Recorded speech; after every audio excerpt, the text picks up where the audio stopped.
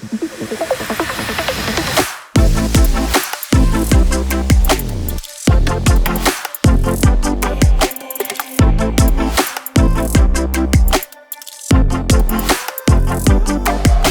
everyone, it's Yomi from Area Advisors, and guess where I am? I am in London at Emergence conference hosted by Wholesale Investor. Now, we're just going to have a quick chat with you guys about an exclusive offer that we have for this month only, the month of June. But more importantly, we have two experts that are joining us today, and that's Brad Ferber, the founder of Area Advisors, and we also have Steve Torso, the founder of Wholesale Investor and Capital HQ. Guys, how are you doing today? It's great. It's good to be in London. It's sunny. It's good to be together. We normally have these virtual calls I know. in one place, same time. By the way, you can thank me for the sunny. I brought the weather with me from Sydney. You did. I saw the backdrop. It's perfect. So guys, I've got some questions to ask you, and I really want to get your insight into this because you're both experts in your field. So first and foremost, I want to start with you, Steve, because you built this brilliant platform, Capital HQ. We're given a lifetime offer, with your permission, of course. Can you just explain what the benefits are and why it's so important to have access to such a software? So if you think about it, when you're like as a company, it's a really thing when you're going to a capital raise, often you're sitting there thinking, this is going to be my only raise. I'm going to raise this money. I'm going to go be successful. I'm going to get all these contracts and I'll never need to raise money again. The reality is you raise some money, you start to scale, and then you realize you need more money. Right. And so effectively capital raising ends up being this constant and never ending process. And you find that even when people typically raise capital, they often raise enough for a certain amount of runway. And let's say you raise capital for a 1 to 2 year runway. It literally means that you're going to be starting having conversations with investors 3 to 6 months down the track. So effectively capital raising really never stops. We developed 4 principles, and that is get ready, stay ready, always be raising, and then get to the fastest yes or no. The always be raising part, people sometimes conflict and they think that, oh, that means you need to be always be raising to take money into your bank account. But no, it just means always be having conversations with investors. And what I found is that if you think about it like a professional sports player, a professional sports player doesn't basically have the season of their lifetime and then just disappear for 2 years. They may have a couple weeks off, 3 weeks off, 4 weeks off, a bit of time, but then they get back on the training field.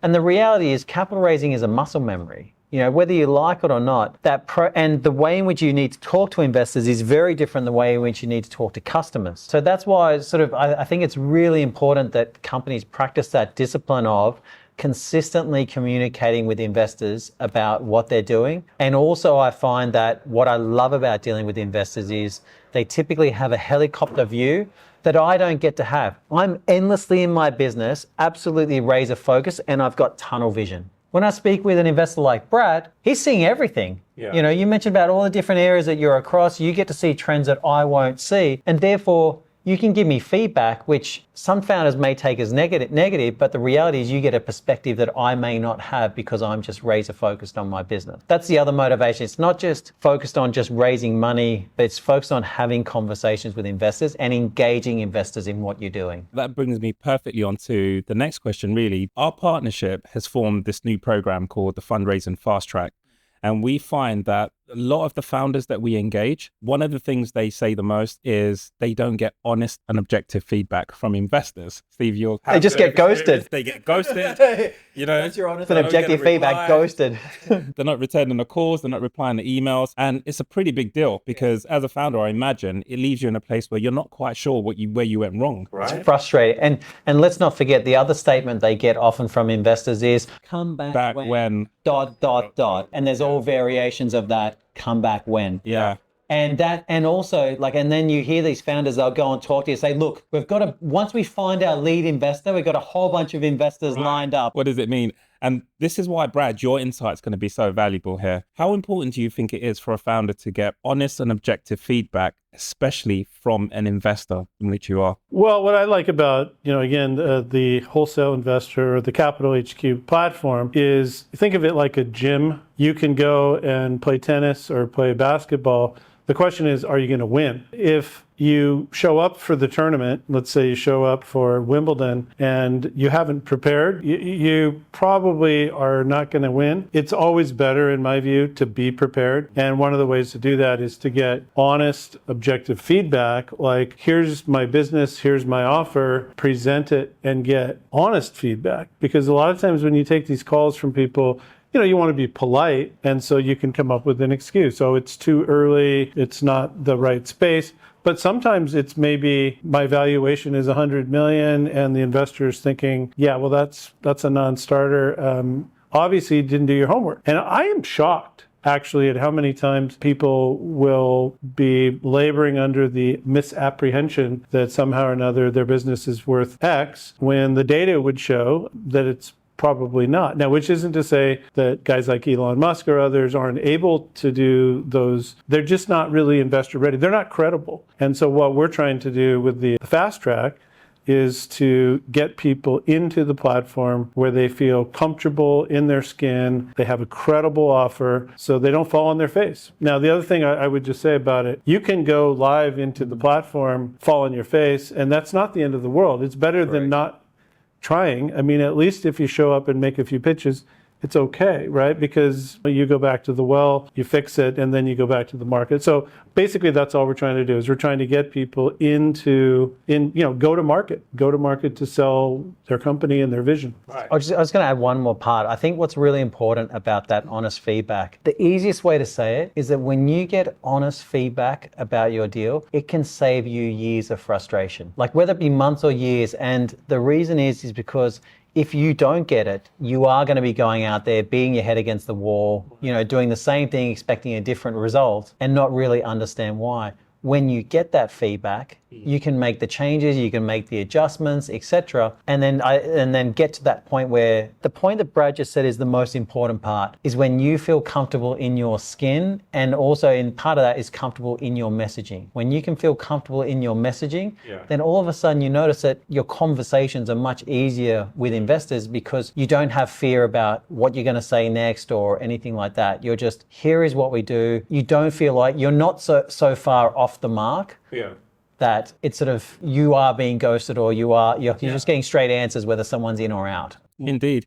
And in fact, some of the founders I've spoken to, when I asked them, have you received feedback on your pitch or presentation or your deal materials? And they'll say, yeah, of course I have. And then the following question is, oh, who by?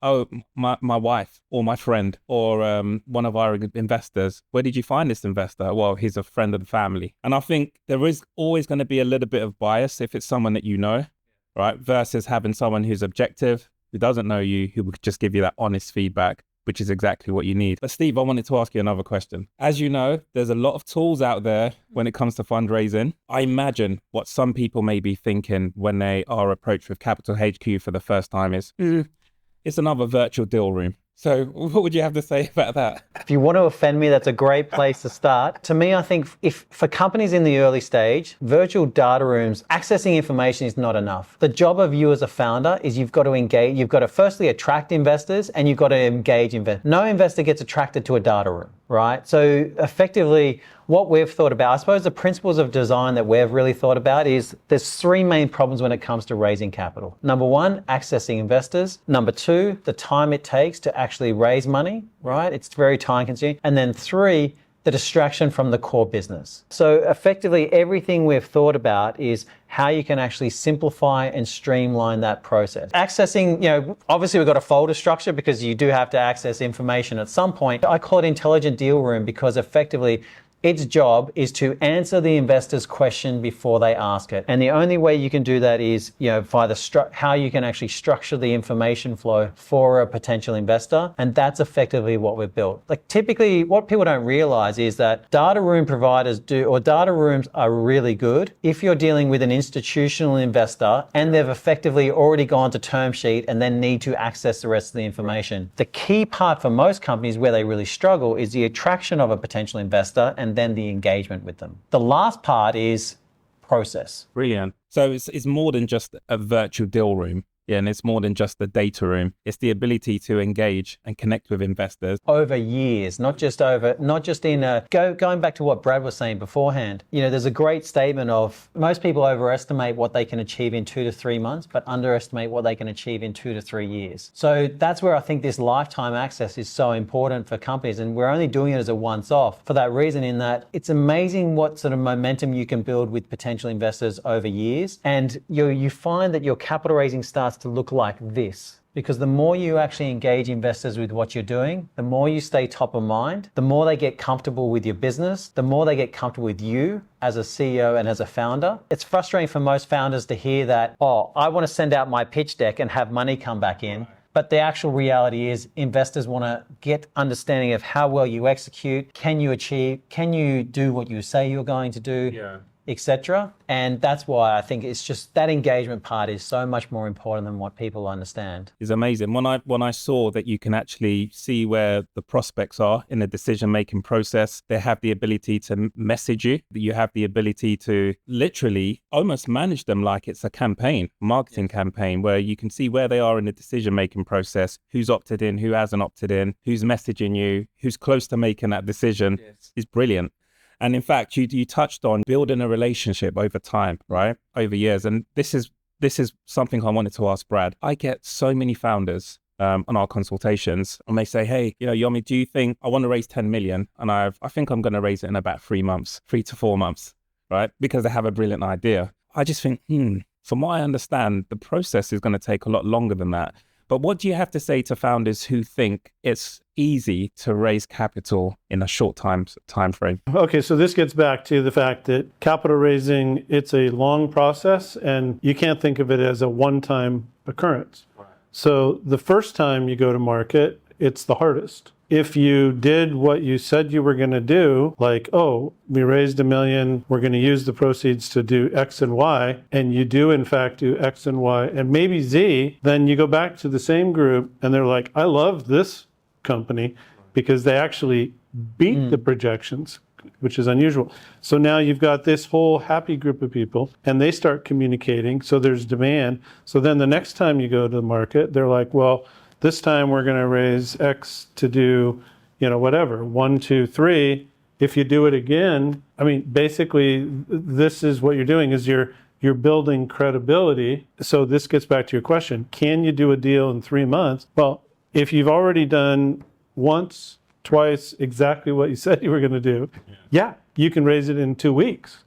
But if you haven't done that, or the first time you convinced a whole bunch of people and you failed, which is not uncommon, especially with an early stage company, then you go back to the well. Some of them are going to say, well, yeah, maybe not. So you got to bring in a whole new crew. If you do it again and you fail, it's like, okay, well, sorry, didn't get it done. Second time doesn't mean you still can't raise money. It just means it's going to be harder.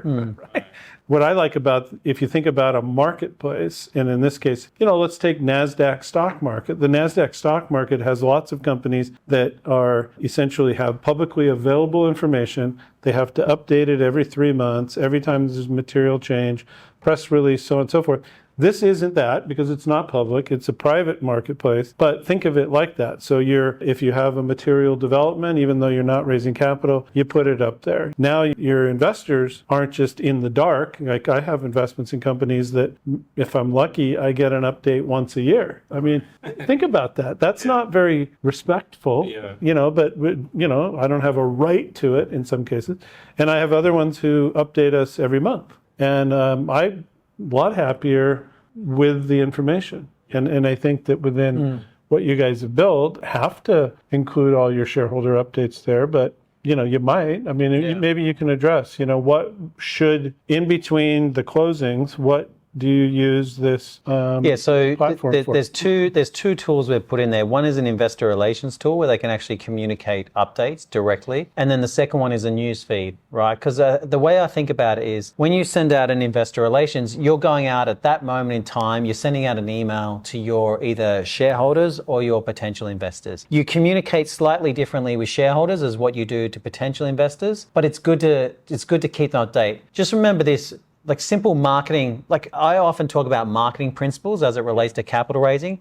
It's very hard to get attention but once you have attention, it's very hard to stay top of mind. So going back to your cadence, I love the sort of every month to 2 months from a cadence perspective. It doesn't have to be massive updates. It can just be simple. It can be product updates. The simple philosophy I have is I give people content that they can either engage with or not. Right. It's up to them. Previously, I'd get really personal about it because it's my business, it's my baby, I spend my life thinking about it. But I realize that for an investor, I'm an opportunity and I get seconds of headspace and they get the chance to engage or not. So if they engage, fantastic. The reason I like the news feed is because I like when an investor discovers me for the first time, or if they've been following for a couple of years and just want to go back and see, when they can actually go on there and they can see 4 years worth of execution and what we've actually done, what we said we were going to do, did we do it, etc. Yeah.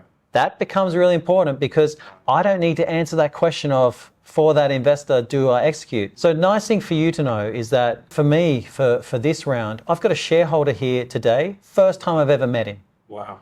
Right? Been a shareholder for 2 years. I've never seen his face. First time I met him was today. Wow. Right? And when he spoke to me, he was in Hong Kong, and me as an Australian company. I've just had a shareholder come on from Hong Kong. I've had another one come on from New Zealand. The one from Hong Kong I spoke with once, but it had actually been following me since 2019. Right, as a subscriber, right? Likewise, I've got a shareholder from Vietnam who initially invested into one of my clients back in 2014 and then decided to invest, so you learn all these, you realize that the more you can create touch points for people to engage with you, the better the chance of success you have. And I'll just make this really clear. It is so much harder than what it is made out in startup media, because startup media has lied to the entire ecosystem and said that go create your pitch deck, make sure it's in this structure, send it out to investors and wait for money to come back in. Yeah. Go ask anyone who's actually ever raised money and ask them how much did your pitch deck really play a role in you actually raising that capital. Or Business Insider every single day, here's the pitch deck that raised $15 million. It's all BS. I see that. Go ask people who've actually raised money what actually really took place in the sequence of events and find out how much the pitch deck really made a difference. So are you saying that it's not as easy as just having a brilliant idea and a great pitch? It's fun. No. In fact, the brilliant idea, like the biggest, and this is where I like to really help founders. As I said before, they often spend their time selling their product to investors, not selling the opportunity. And it's like I had a $500,000 lesson in that. When I sold the product to an investor and at the end of a lunch he turned around and said, really appreciate your passion and enthusiasm. I'm not going to be a shareholder, but I love that you're so passionate about it. He goes, I just want to let you know what I wanted to understand was, and he explained it to me. And I was like, wow. So you got that feedback. Correct. Well, I'll take a slight, I don't want to say I don't agree with it, but one of the things that I think sometimes founders don't realize is that product they're selling is the investment, right? And the security. Yes. And so it's a high ticket B2B sale. It's a lottery ticket in the future. And you're asking people to part with something valuable that you could buy a boat with, in some cases buy a house with, in exchange for what? A lottery ticket in the future. And if you sell the future and the future's bright, it's a great opportunity. It's a rocket ship. It's not like a piece of real estate. People say, oh, well, real estate, you can touch it, you can feel it. Well, what is a business?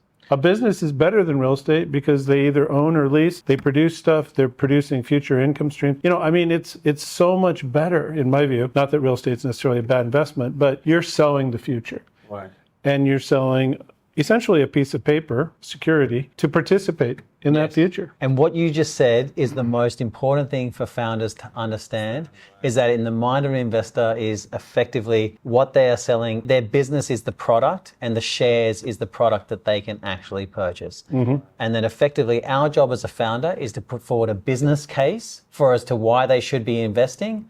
And it's the investor to decide whether they think that their investment thesis aligns with our business case. But I totally agree with you. They're not there to buy your product. They may in the end be a customer, but that's not why they're there. They're there to participate and grow and learn. And, with these early stage companies, it can be fun. Yes. It's also a story.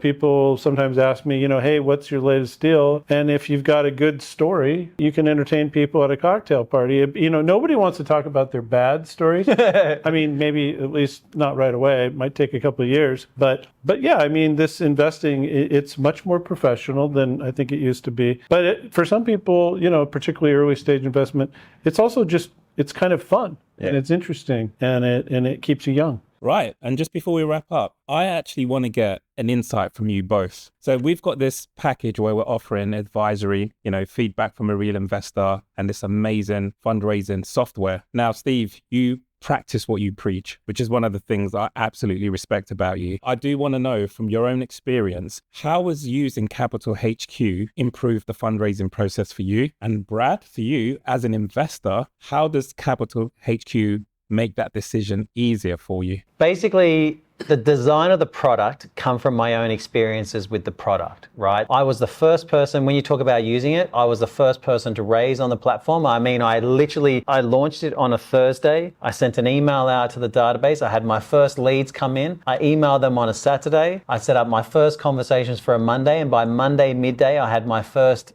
share application come through. And I remember just sitting there, I ran into our product, into our technical lead and said, holy shit, this actually works, right? Like that was a pump up moment that I've ever experienced. But then I realized that, hang on a second, there's this investor that's been following me for 2 years and he's just participating now. And then so I started to learn all these different things about how people are engaging. And the biggest thing I learned, was that I had a shareholder telling me that I should be telling investors that they've only got 2 weeks to participate. So I had people giving me this advice and people that I trusted, respected, and the advice was wrong. It was literally not how it played out at all. It might work for the type of deals that they do, but it didn't work in this area. So then I started to design the product in such a way that gave companies the opportunity to engage investors over time. And I realized that our specialty was with high net worths, family offices, and then of course we've also got VCs on there as well. But then in owning that sort of area, that design of that sort of product then, as I said, became how I would use it, how I would educate on it. And like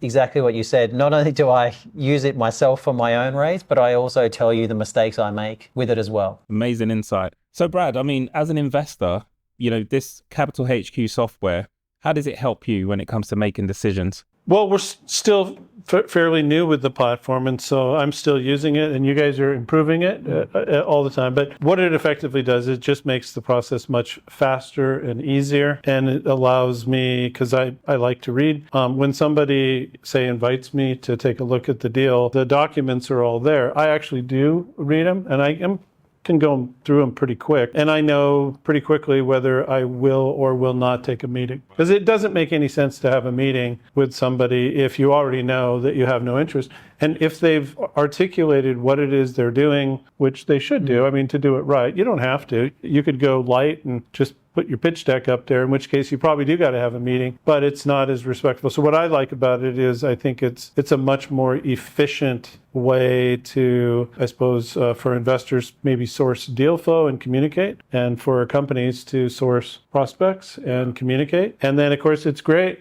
Like this, in this case, we're here in London, so it's not just an online platform. There are these events, and there's no substitute for face-to-face. But if you live, for example, in Singapore and you want to invest in a UK company, I mean, this is a more efficient way to do it. So I think it is interesting that you're now just meeting some of your investors for the first time. And just so you know, the experience that I want to give Brad as an investor, effectively, if you think about typically with a capital raising, you can spend anywhere between 4 to 6 hours with an investor explaining what you do, answering all their questions, etc. I want to let Brad have that 4 to 6 hours with my deal room. Right. You know what I mean? Like if he wants to spend that amount of time getting to know it, I want to answer his questions before he asks them. Right. I want him to access information, when he wants to. I want it to be working 24/7. If he wants to have a look at midnight, I want to let him. Yeah. I don't want to get in the way. That's a great point, right? Because sometimes, like if my wife's away for the week, I do stay up late or I work on Sundays or something like that. And you can get a lot of your questions answered You know, you should. If you populate the data room and you have the information, people should be able to, just like you would if you were going to buy a publicly traded company, you don't get to talk to the CEO every time you buy yourself. If you can see all their announcements, if I can set up the frequently asked questions correctly, and then effectively if he can, you know, see the different news announcements that are, or the investor relations tool, because you can post it to your news feed, effectively it is almost like a public company experience, but just really simplified. Yeah, you know? That's right. Brilliant. So you have heard it from the experts themselves. We have this brilliant partnership now where we have the software, we do have the tools, and we have an exclusive investor network that we can introduce our clients to through the platform. You're also hearing from Brad Ferber, who's not just a fundraising advisor, he is an angel investor. The feedback that he's given today should give you some indication as to why it's important to have both the advisory, which is the honest feedback, to have a strategy, and basically to identify any weaknesses or gaps in your presentation or pitch before you go live and connecting. And you've also heard from Steve what the reality is of actually fundraising is not as simple as just sending a pitch deck out and getting the money back. You have to build a relationship. You need the tools to do that. And that's why we're offering you the Fundraising FastTrack. And for this month only, you get lifetime access. So if you're serious about your fundraising endeavors, this is an opportunity you do not want to miss out on. So for more information, get in contact with us here. Just to be absolutely clear, we are very well aware that the lifetime access offer is ridiculous, which is why we'll be only offering it for this 1 month. And the one of the things I said to the guys is we want to make a big splash. We want to make a lot of noise about this partnership, this relationship, and how we can do it. So make sure you actually take advantage of it, because we will not be doing the lifetime access again. It is a 1 month only deal, and we want to make it available to the AIRE network. And obviously we want to support you in your capital raising mechanisms, so you don't have to worry about any other deal room providers or any other that sort of stuff. Effectively, for the lifetime of your business, you can access our investor ecosystem. You can set up your streamlined process for your investors. So effectively everything that you do from here is just copy and paste with updating your information. What previously would take you months to do will literally just take minutes, and that's why I love this setup. Like you,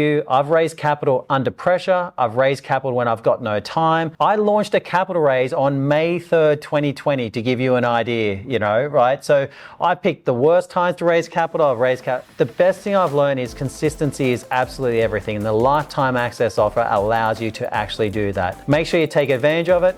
If you don't, happy for you to be a subscriber year in and year out. Otherwise, get the lifetime access offer. Why should a founder not miss out on this opportunity? How can you afford it? It's an incredible deal, right? So if you are looking to try and raise capital, this is as good as it's going to get. You know, it doesn't get any better. So.